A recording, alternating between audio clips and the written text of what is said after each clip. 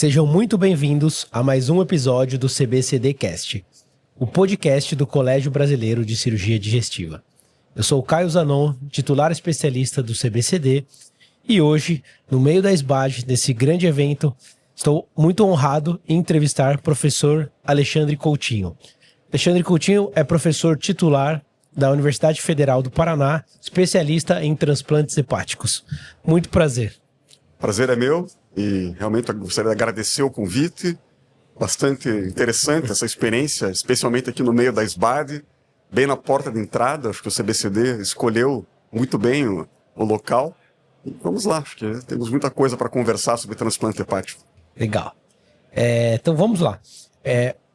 Primeiro, sobre transplante hepático, é um tema que gera muitas dúvidas em quem às vezes não tem isso no seu serviço, ou mesmo quando acaba a residência, não trabalha, né? A gente sabe que o transplante hepático precisa de um centro, de um grande suporte institucional para ser feito, e muitas vezes mesmo cirurgiões do aparelho digestivo não têm esse convívio diário, né, com o transplante hepático.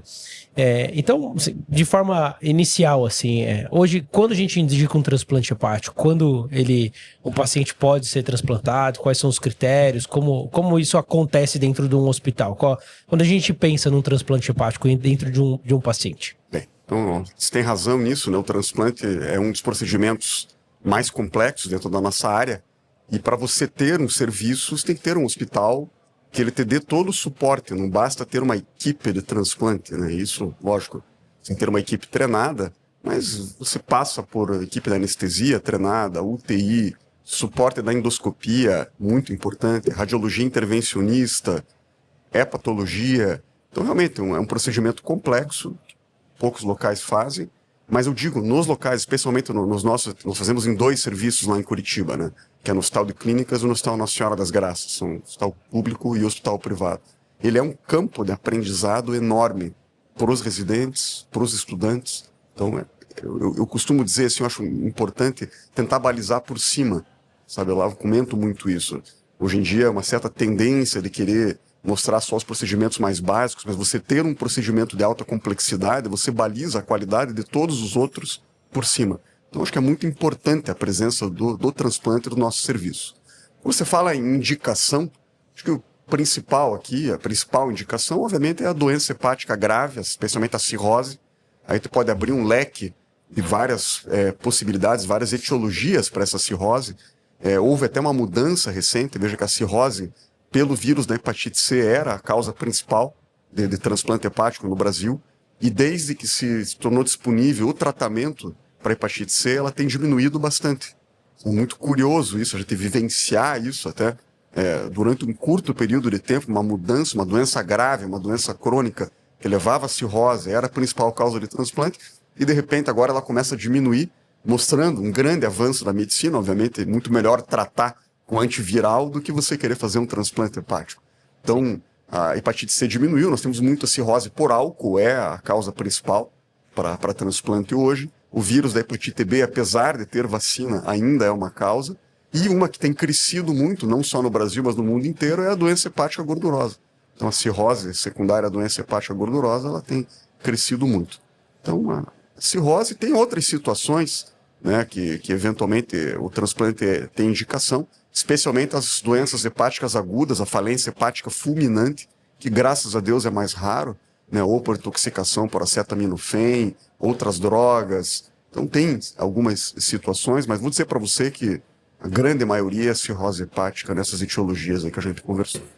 Hoje, no seu serviço, você consegue entender assim, qual é a porcentagem de cada uma? Assim? Você acha que a doença gordurosa talvez represente uma boa cada parte? uma em torno de 25%, essas 3 aí.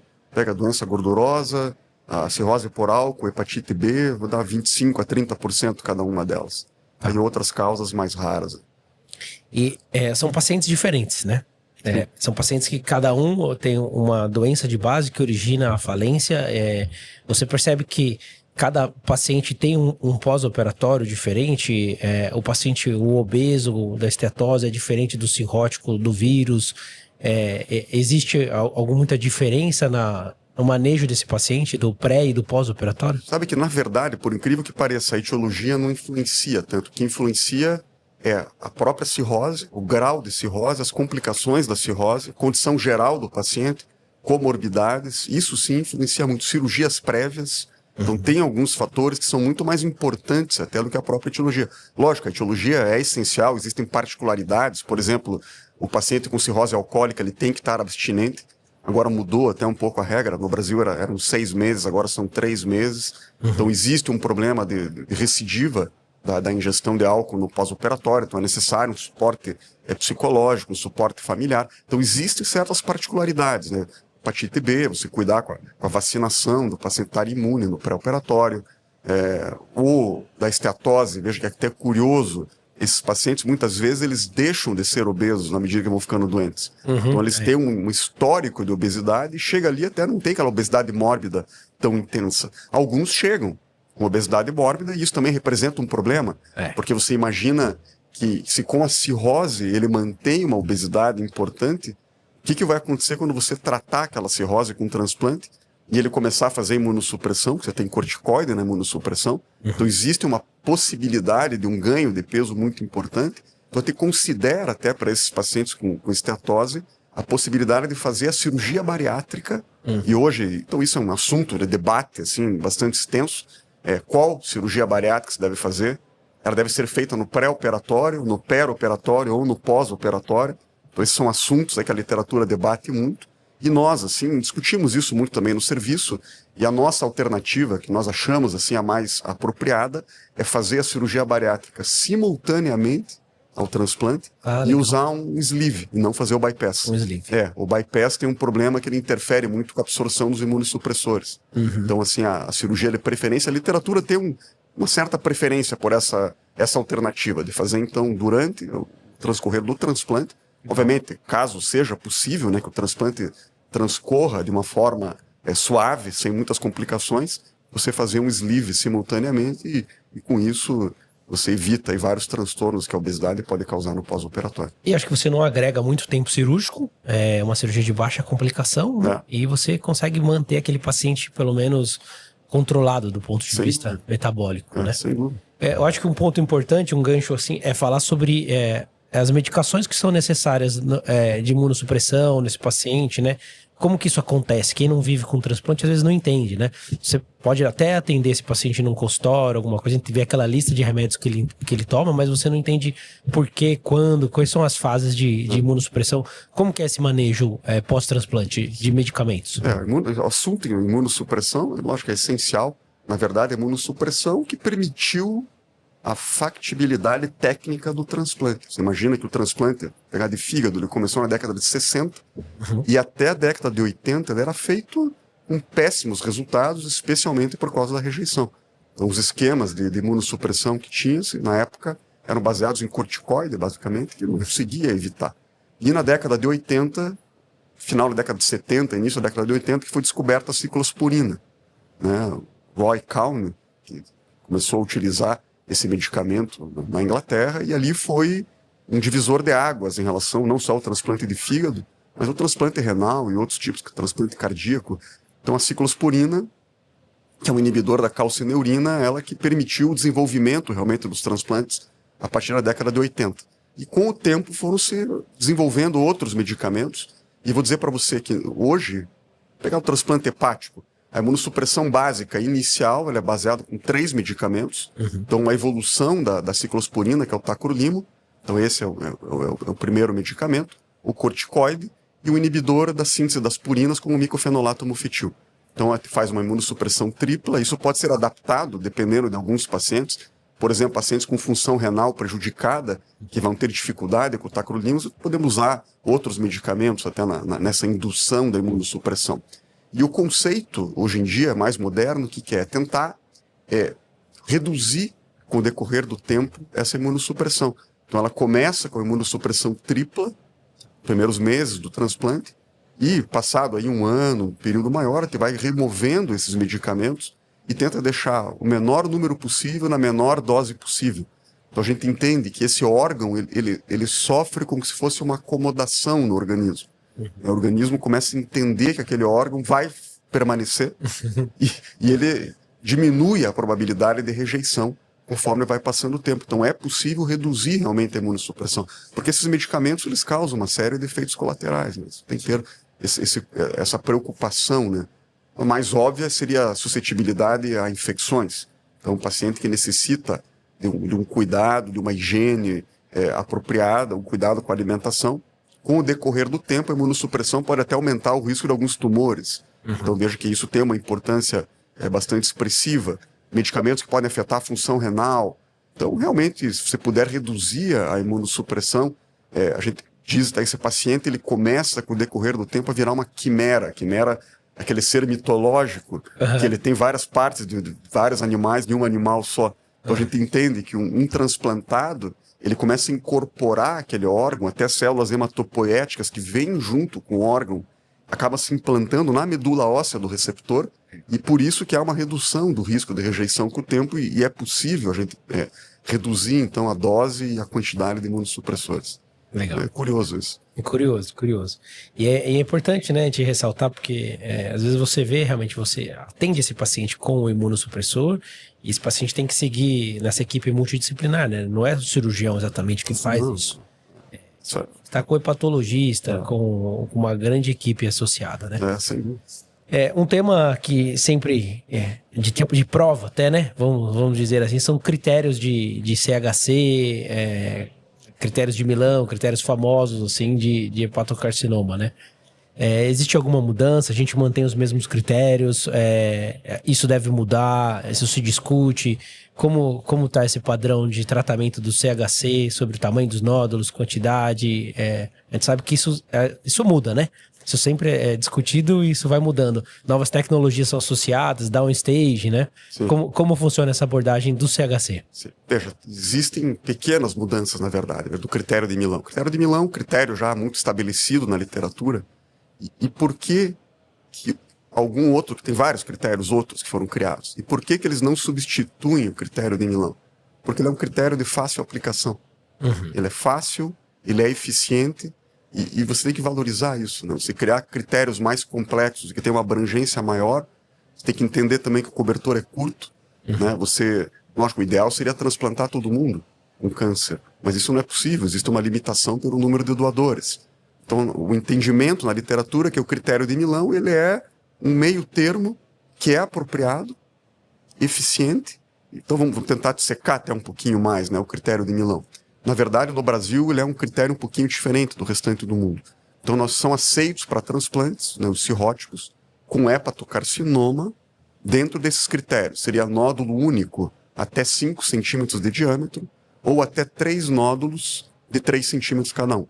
Então, qualquer paciente esteja dentro desses critérios, isso é o chamado critério de Milão. No Brasil, só é aceito nódulos acima de 2 centímetros. Por isso que é o critério Milão Brasil, que nós chamamos. Veja que isso vem de uma época onde os exames de imagem tinham uma dificuldade de esclarecer a etiologia de nódulos inferiores a 2 centímetros. Então, uma tomografia, uma ressonância, na época, não tinha essa capacidade, coisa que hoje tem. Hoje é possível um diagnóstico de hepatocarcinoma com segurança só baseado no exame de imagem, mesmo para nódulos de 1 centímetro. Né? Só que na legislação brasileira isso não foi atualizado. Então, veja, mesmo que o paciente tenha um nódulo menor do que 2 centímetros, que seja considerado pelo radiologista como um hepatocarcinoma, ele não vai contar no critério Milão Brasil. Então, são só nódulos acima de 2 centímetros. Então, essa é uma curiosidade. Então, interessante. Acho que isso é interessante, e realmente esses pacientes eles têm um bom prognóstico, né? Essa é uma área, a gente debate muito lá no nosso serviço, com os residentes, com os estudantes, que eles perguntam, mas você transplantar um paciente fora do critério de Milão, isso é tão arriscado assim? A gente vai dizer que não. Não, né? Veja, se você vai operar qualquer outra doença, qualquer outro câncer, um câncer pancreático, que a chance de cura seja 5%, 10%, 15%, você faz o procedimento.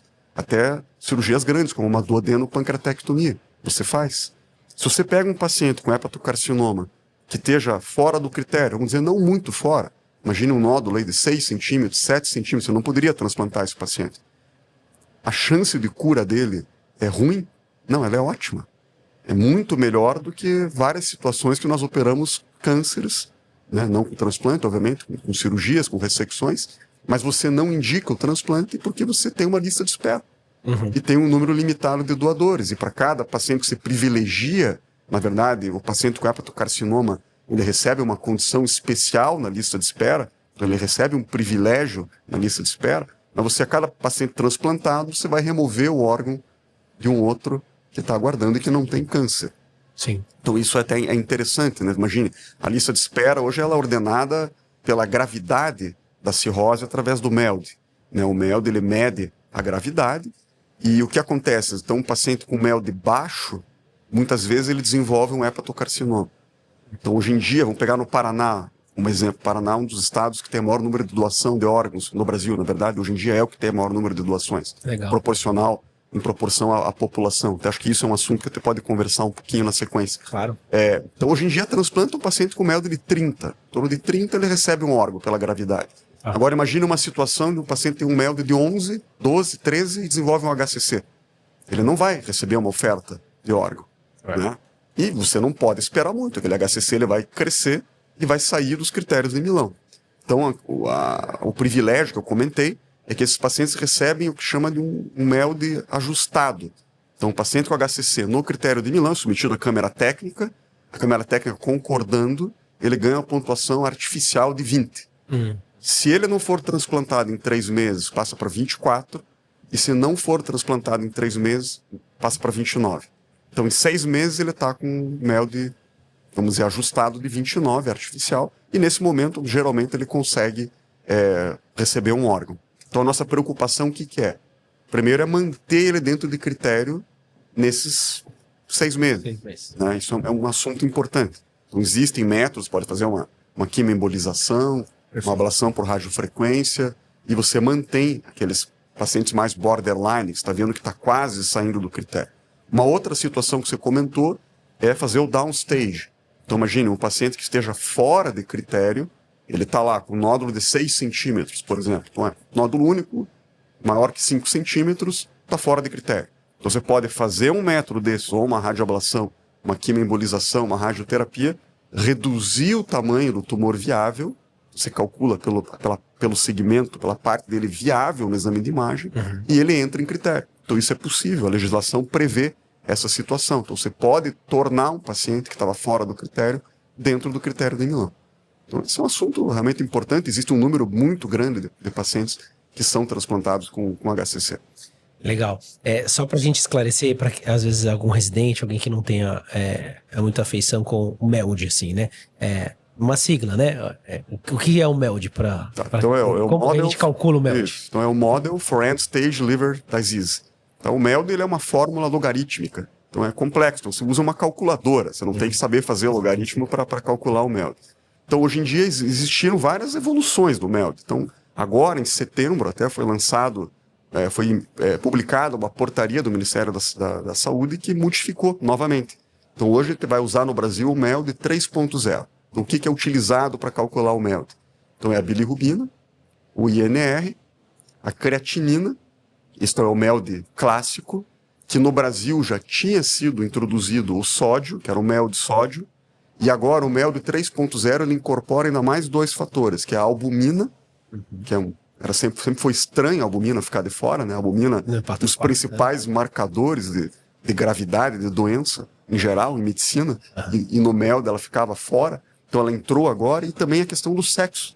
Isso era uma reivindicação ainda das meninas, das mulheres, porque como se usa a creatinina no MELD, e as mulheres têm uma massa muscular menor, então isso interferia, o fato de ser mulher já proporcionava um MELD um pouco mais baixo. Entendeu? Entendi. E isso, lógico, a lista de espera ela não tem uma divisão entre homens e mulheres. Então agora foi incorporado no MELD essa questão do sexo para tentar dar uma pequena pontuação para as mulheres, tentar equilibrar em relação à massa muscular dos homens. Então é curioso. Então, hoje em dia, a partir agora de setembro, as centrais têm aí em torno de 180 dias para colocar isso em prática. É agora o MELD 3.0. Mas assim, então você tem que coletar esses dados dos pacientes, você joga na fórmula, qualquer site online tem a fórmula disponível, e ele vai ser um valor, o MELD, ele varia de 6 até 40. Então essa fórmula logarítmica vai dar um resultado entre 6 e 40. E você pode listar para transplante, pela legislação, pessoas com MELD a partir de 11. Tá? Essa é que a legislação define. Não adianta se listar um paciente com MELD muito baixo. Até eu diria, existe até uma falta de necessidade de indicação.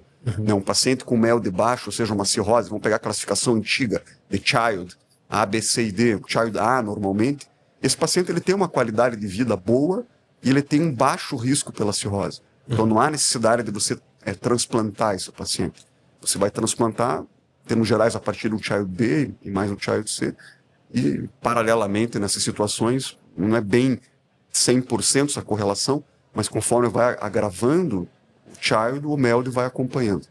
Então ali você vai, a partir do MELD de 11, você vai listar, mas sabendo que, obviamente, você não, muito provavelmente não vai conseguir um órgão para esse paciente. Entendendo esse cenário, acho que puxando um gancho daquilo que você falou sobre o seu estado, né? Então, a gente falando do Paraná, eu tenho a visão da realidade de São Paulo, que não faço transplante, mas a gente conhece os serviços, entende o volume, assim, e você me trouxe uma informação que eu não sabia. No Paraná é um destaque de doações, é isso?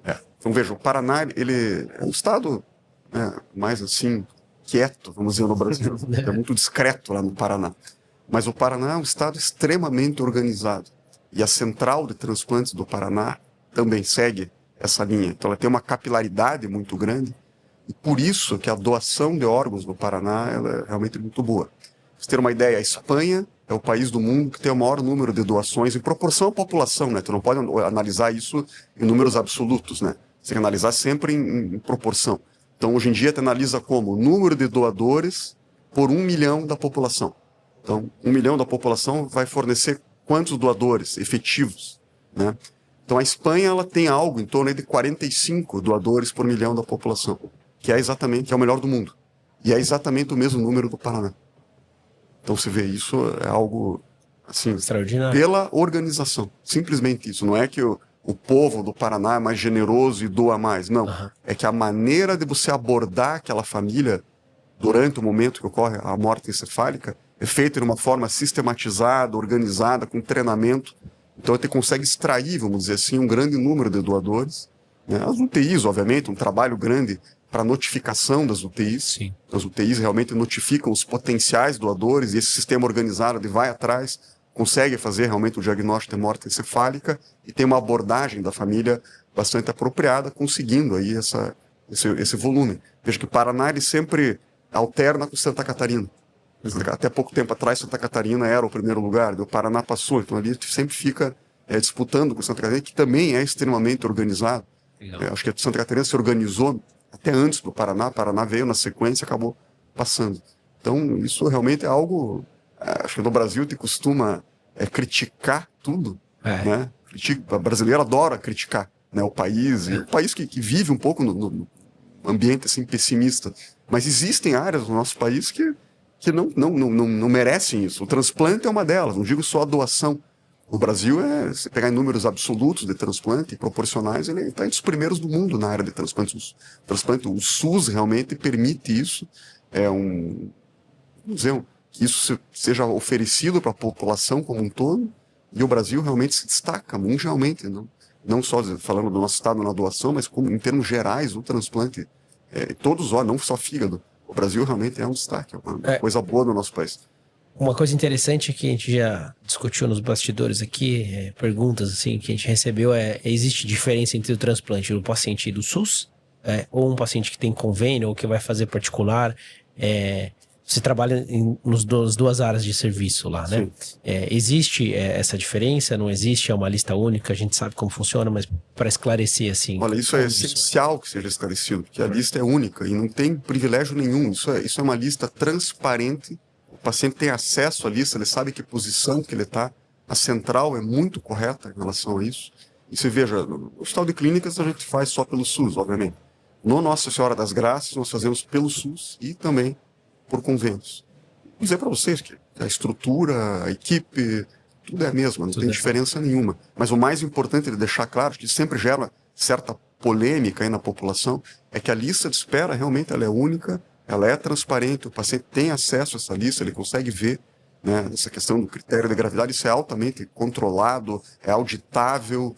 Então isso é essencial, porque, sabe, você criar uma certa dúvida em relação à transparência do processo é muito ruim.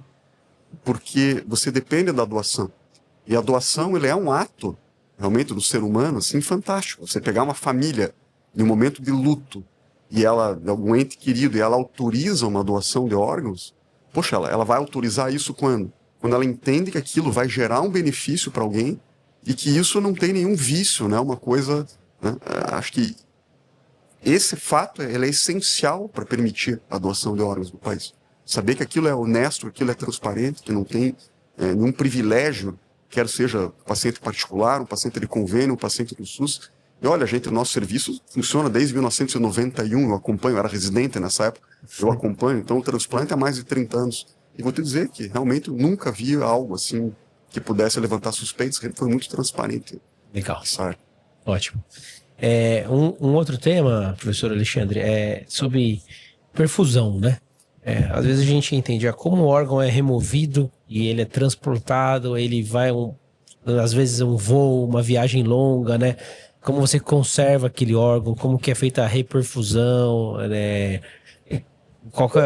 Como é essa complexidade desse transporte do órgão, a questão de temperatura, como que você faz tudo isso? Então isso é um assunto importante. Bastante curioso. A preservação. Isso também demanda muita organização logística. Porque com frequência o receptor está numa cidade, então nós vamos transplantar em Curitiba e o doador está em Maringá, está em Londrina. Então existe um tempo de transporte, que é longo. E nosso princípio lá, a gente só inicia a cirurgia no receptor quando chega o órgão na cidade. Nós temos medo que aconteça alguma coisa no transporte e inviabilize o transplante. Imagine se você está com o paciente já iniciando o procedimento. Então você tem que ter uma organização muito grande em termos de logística. Então qual que é o princípio básico da preservação? É a solução de preservação. Então vamos falar assim em termos bem básicos para entender. Então nós, durante a cirurgia de captação, e acho que essa é uma cirurgia que eu recomendo qualquer residente participar, que é a cirurgia que você vai aprender mais anatomia na tua vida, vai ser uma cirurgia de captação de órgãos, né? Então, durante essa cirurgia, o que é feito no órgão? É feita a remoção do sangue e ele é perfundido com essa solução de preservação. Essa solução de preservação, em termos gerais, assim, grosseiros, para entender o que ela faz, ela tende a preservar a membrana das células. E ela tem uma composição, vamos dizer, em termos de sódio e potássio, semelhante à composição intracelular. Então, essa proporção mais ou menos mantém. E ela tem outras soluções e elementos que vão ajudar na preservação, especialmente na membrana, evitar lesão de membrana. Então, o primeiro passo é esse. O segundo passo é a hipotermia. Então, você colocando gelo estéril na cavidade e no órgão, você mantém a temperatura do órgão em torno de 4 graus Celsius, que é a temperatura ideal. Então, imagine, você com o órgão a 4 graus Celsius, você diminui a demanda metabólica celular e tem uma solução que está ali ajudando essa preservação. Então, idealmente, vamos pegar o fígado, idealmente você deve transplantar esse órgão em um período de 8 horas. Então, desde o momento que você clampeia o teu doador, então, a partir do momento que você clampeou e começa o período de isquemia fria, que a gente chama. Então, nós devemos ter um período de isquemia fria de 8 horas. Então, até o momento que você vai desclampear após as anastomoses no teu receptor. Então, esse é o chamado tempo de isquemia. Então isso é importante. Se você conseguir manter isso dentro de 8 horas, vamos dizer, no máximo até 12 horas para o fígado, tá ok. O rim, ele aguenta um pouco mais. O coração aguenta menos. Então você imagina, um coração é um problema. Você tem um coração numa outra cidade, vai trazer, você tem um período de isquemia, eles querem em torno de 4 horas o coração. Então tem que ser muito ágil todo o processo, não pode ter ali dificuldade. Então, essencialmente, as bases, né, são essas, da preservação. Legal. Hoje lá você, no centro, como funciona isso para vocês lá? Se você faz parte de captação, você é só transplantador, vocês têm, cada equipe faz uma função. A gente sabe que aqui em São Paulo existe um pouco de divisão. Tem os transplantadores, a equipe de captação. Como que funciona? A legislação, quando você vai fazer o credenciamento do teu serviço, ela exige que você tenha capacidade de captação e implante simultâneo 24 horas por dia, 7 dias por semana. 24 horas por dia. Então isso tem que ser simultâneo, ele fala isso. Tem que ter se eu tenho uma equipe de implante, eu tenho que ter uma equipe de captação. E eu tenho que fazer os dois procedimentos, capacidade de fazer simultaneamente. Eu comentei o exemplo quando vem um órgão de fora, mas quando tem um órgão na nossa cidade, por exemplo, e é iniciada, então a nossa equipe de captação ela se desloca até o hospital onde está esse paciente, ela inicia o procedimento, e quando essa equipe dá sinal verde que aquele órgão está ok, nós já iniciamos o procedimento no nosso receptor. Então acontece de uma forma meio que um pouco disparada, mas simultânea. Isso qual que é o objetivo? Realmente é tentar reduzir o tempo de isquemia fria. Quanto menor o tempo de isquemia fria, melhor. Você tem que ter ficar fazendo essa dosimetria, vamos dizer. Não pode ser um tempo muito longo, mas também quanto mais curto, melhor. Vai privilegiar, vai beneficiar o teu receptor. Então, nós temos equipe de captação e de implante. O meu papel é a parte do implante. Eu comecei como captador, como qualquer local. Geralmente começa como captador. E até tem uma história curiosa. Eu era R4 lá no Hospital de Clínicas, lá em Curitiba, e já acompanhava os transplantes desde que eu era R1, até quando eu era acadêmico eu comecei a acompanhar. Então, tinha um conhecimento bastante grande de transplantes. E apareceu uma doação que era fora, acho que era em Umuarama, lá em Curitiba, e era um deslocamento complicado, e nenhum dos chefes estava operando, tinha uma emergência, ninguém estava disponível para fazer aquela captação. Daí o chefe chegou e me perguntou se eu me sentia capacitado para fazer a captação, e eu me sentia mesmo, realmente, aquilo era um assunto que sempre me interessou, sempre quis fazer transplante. E eu fui fazer aquela captação com outros, o R3, o R2, me auxiliando. Legal. E foi super bem, foi um sucesso. A gente fez aquilo. A partir daquele momento, eu fui incluído como residente ainda na equipe de captação. É legal. E daí, logo depois, eu continuei fazendo. Eu saí, eu entrei como médico lá do hospital. Eu fui para o exterior. E quando eu voltei do exterior, eu acabei participando mais do implante. Mas eu comecei na captação. Legal. Todos aí, legal. cirurgiões. Então, nossa carreira já sempre teve esse viés um pouco de... Teve. Ali durante a residência se sedimentou, eu já gostava e sempre me dediquei a isso. E realmente faço pesquisa nessa área de transplante. Legal. Sempre foi um assunto que me interessou. E eu acho que isso acontece, né, quando você tem o transplante no seu serviço, né, quando você vive com aquilo. Atualmente, agora na Santa Casa de São Paulo, a gente não tem mais o transplante. Então, a gente percebe que o fato de você não estar vivendo aquilo na sua formação deixa um viés de, talvez, para mim é uma coisa muito diferente, fora da minha rotina, talvez não é algo que eu siga, né? E quando eu vejo a maioria das pessoas aqui da USP conseguem ter transplante no serviço, você tem uma tendência maior a seguir essa carreira, porque você vê aquilo, você vive, você entende a experiência, né? E é uma cirurgia encantadora, né? E o cirurgião... É complexa, né? A gente tem um distúrbio, vamos dizer assim, que até gosta de desafio. Né? Pode ver, em termos gerais, o cirurgião ele gosta de um desafio. O transplante é uma cirurgia complexa, uma cirurgia difícil, é a maior cirurgia. Então é essa que eu vou fazer. Isso, né? Então é essa que eu vou fazer. Então eu acho interessante isso, tem um certo perfil do cirurgião, essa atração. Legal. Eu posso dizer para você que isso realmente foi algo que me influenciou. Realmente, a primeira vez que eu fiz um transplante foi um momento, assim, lógico, sob supervisão, né, mas foi um momento bastante marcante assim, na minha carreira. Legal. Um tema de discussão, assim, seria a gente falar sobre a diferença entre o doador falecido e o intervivos, né?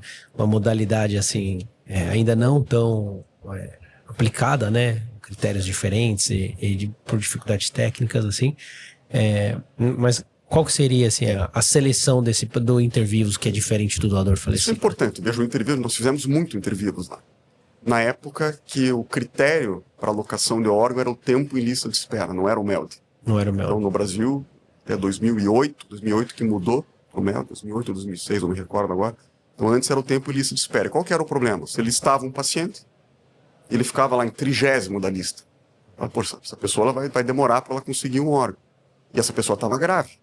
E a mortalidade em lista de espera dela era muito grande. Então, o que você fazia? Você tentava buscar um doador vivo para ela, um aparentado preferencialmente, tentar fazer essa doação, quer seja em adulto ou em crianças. A partir do momento que o MELD foi estabelecido no Brasil e o critério agora é por gravidade, houve uma redução expressiva, enorme do transplante intervivos. Porque você não vai ter mais esse problema. Você ainda tem mortalidade em lista de espera, mas o fato de ter utilizado o MELD reduziu muito isso. Então isso gerou uma redução, o que é bom. Porque o transplante intervivos, você obviamente coloca em risco a vida do doador. E ela não é pequena. Já existem relatos na literatura de óbitos de doadores de fígado, e isso é terrível realmente quando acontece. Imagina uma pessoa rígida, saudável, que é o critério para ela poder ser um doador, ela tem que ser rígida e saudável, e faz uma cirurgia dessa, especialmente para doador, para receptor adulto, que a hepatectomia é direita, não é esquerda, então resseca-se 70% do fígado daquela pessoa, então existe realmente um risco de complicações, de falência hepática. Então houve uma redução do intervivos. Então hoje em dia ele vai ser feito no Brasil em situações de exceção. Eventualmente em crianças, porque é difícil você achar um doador com a compatibilidade de tamanho, né? Então, quando você fala em transplante pediátrico, você está falando muito aqui de atresia de vias biliares. São crianças de baixo peso, peso pequeno, que necessitam de um doador pequeno. E você não tem doador cadavérico criança, quase. É muito raro, né? O perfil de doador no Brasil, o que é? É homem, adulto, jovem, que aconteceu um trauma, ou uma pessoa mais idosa que teve um AVC. Vamos dizer, esse é o perfil do doador. E ele não vai servir para criança, então daí você usa o transplante intervírus. É permitido pela legislação, aí comentou sobre o critério de Milão, mas pacientes que estejam fora do critério de Milão, que você não consiga fazer um downstage, ele não vai ser possível competir por um doador cadavérico. Nessa situação é possível o transplante intervírus. Como eu comentei isso, ele está fora do critério de Milão, mas ele tem uma chance de sobrevida com o transplante. Ele só não transplanta porque tem pouco doador. Mas o transplante intervírus ele não compete na lista de espera. Porque, lógico, é alguém da família, geralmente, que vai doar especificamente para aquela pessoa. Ela não vai ter interesse para doar em alguém da lista de espera, ela vai doar especificamente. E isso é permitido pela lei no Brasil. Lógico, é feita uma avaliação bastante extensa desse doador e, sendo compatível, compatibilidade ABO e o tamanho do fígado, isso é importante, o remanescente hepático adequado também para aquele doador, é possível fazer o transplante intervírus. Mas se pega em termos numéricos, ele é muito pequeno no Brasil. Em termos numéricos, até vocês, assim, você sabe... A gente hoje em dia quase não tem feito. Quase Nós fizemos no nosso serviço, acho que mais de 80 transplantes intervírus. Legal. Naquela época que não era o MELD ainda. E quando teve o MELD, o nosso foco não é tanto transplante pediátrico. Hoje tem um serviço lá no Paraná, no Pequeno Príncipe, que eles fazem o transplante pediátrico, que a grande maioria é pediátrico. Então, por isso, quase não tem feito mais interviews. Apesar da equipe ter essa capacitação, ter essa bagagem daquela época, do tempo de lista cronológico, de lista de espera, mas hoje em dia o MELD praticamente resolveu isso. Legal, professor. Antes de chegar nas perguntas rápidas finais, assim, queria que você falasse um pouco assim sobre para quem deseja ser um cirurgião, transplantador, trabalhar com fígado, né? A gente tem aquela visão de que é um pouco difícil no começo, né? 24 horas ali, alerta, captação, tudo. Mas ao mesmo tempo é uma área assim de altíssima realização, né? Sim. Você transplantar é uma coisa única, né? Você tirar um órgão, colocar um outro órgão, assim. Então, acho que o cirurgião se sente muito realizado, uma cirurgia desafiadora, né? Que você pode falar para quem tem esse desejo, assim, incentivar quem quer ser um transplantador? Primeiro que a formação acaba sendo um pouco mais longa, né? Se terminar até um R5, os 3 da cirurgia geral, mais os 2 da cirurgia da parede digestiva, é insuficiente para você aprender e já poder sair fazendo. Então você tem que se vincular a uma equipe e trabalhar junto, ter um mentor que vai te orientar. Na hora que você finalizar a residência, você vai participar ali. Como eu comentei no meu caso, eu comecei com a captação é perfeitamente factível para um R5 fazer, sem dúvida nenhuma. Então ele começa ali, começa a participar dos transplantes e durante o procedimento ele vai fazendo uma parte. Começa com a anastomose biliar, que é mais simples, e vai passando a anastomose da veia cava, a veia porta, deixa a artéria por último, que é um pouquinho mais delicado. Então ele vai aprendendo na prática, não tem outra maneira. Tem os fellows, né? Você pode fazer um fellow no exterior, transplantes. Aqui no Brasil já tem fellows. E você comentou a respeito da carga de trabalho, do estilo de vida, né? Realmente, eu vou dizer para você, eu acredito que no Brasil é até pior que no exterior, porque no exterior é muito comum, o cirurgião ele é dedicado a transplantes. Basicamente isso, ele faz só transplante de fígado, que não é a realidade do maior número de serviços aqui no Brasil. Que eu opero cirurgia do aparelho digestivo, faço transplante. E todos os membros da nossa equipe fazem assim. Você tem poucos serviços no Brasil que são dedicados exclusivamente ao transplante. É uma característica do nosso país, né? Ele não é tão organizado assim nessa parte. Lá o médico é contratado pelo hospital, a gente é autônomo, é diferente. Né? Então você continua fazendo suas cirurgias eletivas e em cima disso ainda o transplante. Então é necessário aí um preparo realmente psicológico, é necessário preparo físico, porque você às vezes operou o dia inteiro e aparece um transplante de madrugada, você vai lá e vai fazer. Então não tem choro, você tem que estar preparado para isso psicologicamente e fisicamente. E é possível, dá para fazer, e tendo uma equipe, a equipe tem que ser muito parceira, né? A gente ter trabalhar em equipe é fundamental nessa área. Então a equipe, às vezes um não pode, o outro se disponibiliza aí. Então tem uma equipe, graças a Deus, nos 2 hospitais, a nossa equipe lá é muito boa. Legal, que ótimo. Bom, umas perguntas rápidas para a gente poder finalizar aqui o nosso podcast. A gente tinha separado algumas coisas de perguntas rápidas que praticamente a gente acabou já conversando e respondendo, né? Mas acho que eu vou deixar uma final, assim, nos avanços nos últimos 10 anos. Você que tem grande experiência da residência, formação exterior, o que você vê de futuro do transplante hepático?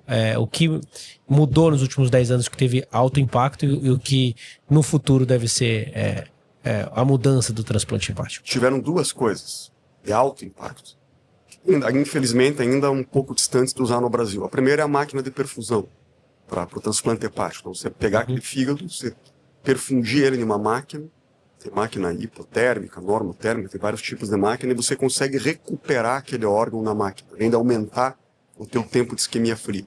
É possível deixar um tempo até de 24 horas mais que ele fica na máquina. Então, por exemplo, um grande motivo de descarte de órgão de doador é a esteatose. E você colocar nessa máquina de perfusão, você consegue recuperar essa esteatose nessas 24 horas e utilizar aquele órgão que seria um órgão que ia ser descartado. Então, você consegue aumentar o teu pool de órgãos a serem utilizados. Então, isso nos Estados Unidos já é de uso corriqueiro, tem um custo elevadíssimo, se não me engano, em torno de $100.000 cada uso da máquina. Não o custo da máquina, o custo para você usar a máquina. Entendi. Em torno de $100.000. Vez. Então, isso realmente, na nossa realidade, cria uma dificuldade muito grande. Então, eventualmente vai acabar chegando aqui no Brasil isso. E o segundo grande avanço é o xenotransplante. Então, hoje em dia nós temos animais geneticamente modificados, então, especialmente porcos, você modifica geneticamente aquele animal, tornando ele mais compatível com o ser humano, e você faz o transplante. Então, foi feito ano passado, em Harvard, o primeiro transplante renal, xenotransplante com fígado de porco em um ser humano. Isso é curioso. E, inclusive, o responsável por isso é um ex-aluno nosso na Universidade Federal do Paraná, o Dr. Leonardo Riella. Ele se formou conosco, hoje ele é nefrologista, ele é chefe do serviço de transplante em Harvard, e ele foi o responsável por esse, foi o primeiro xenotransplante em seres humanos no mundo. Então isso é interessante. Na China foi feito um procedimento aí de fígado, que foi curioso até, o receptor estava em morte cerebral, e a família consentiu em fazer um experimento. Então essa pessoa em morte cerebral foi transplantado fígado de porco, geneticamente modificado, nesse paciente para ver os efeitos que aquilo geraria. Entendeu? Só que foi um estudo que ele foi limitado a um período de tempo, se não me engano, 15 dias. Então mantiveram aquela pessoa em morte cerebral por 15 dias para ver como que aquele órgão reagia dentro do organismo. Legal. Então foi publicado isso, um estudo chinês, foi publicado recentemente. Então o que a gente vislumbra no futuro, realmente, talvez a solução para o problema da carência de doador é o xenotransplante de órgãos geneticamente modificados. Então, para quando que isso vai estar disponível para uso corriqueiro, até não sabe. O transplante renal é mais fácil para fazer isso. Você imagina que a função do rim, em comparação com o fígado, é muito mais pobre, né? O fígado tem a função enzimática, mais de 1000 funções enzimáticas, por exemplo, de síntese. Então, você modificar aquilo geneticamente é um órgão mais complexo. O rim, não, ele é um filtro, né? Produz eritropoetina também. Então, é muito mais simples você fazer as modificações. Mas, no futuro, realmente, isso vai acabar acontecendo. Então, acho que esse talvez seja o santo grau aí do transplante atual, é o xenotransplante. Legal, legal. Muito obrigado, professor Alexandre. Foi uma entrevista muito enriquecedora, esclarecedora e sempre trazendo novidades e atualização. Parabéns pela grandiosidade do seu serviço. Obrigado pelo seu tempo aqui no meio do evento da SBAD, parar um pouquinho para conversar com a gente. Fico muito feliz com a nossa entrevista. Foi um prazer. Obrigado. Muito obrigado. E vocês que nos acompanham aqui na SBAD ou nas redes sociais, sigam as redes sociais do CBCD e acompanhem o nosso Instagram, o CBCDcast. Muito obrigado.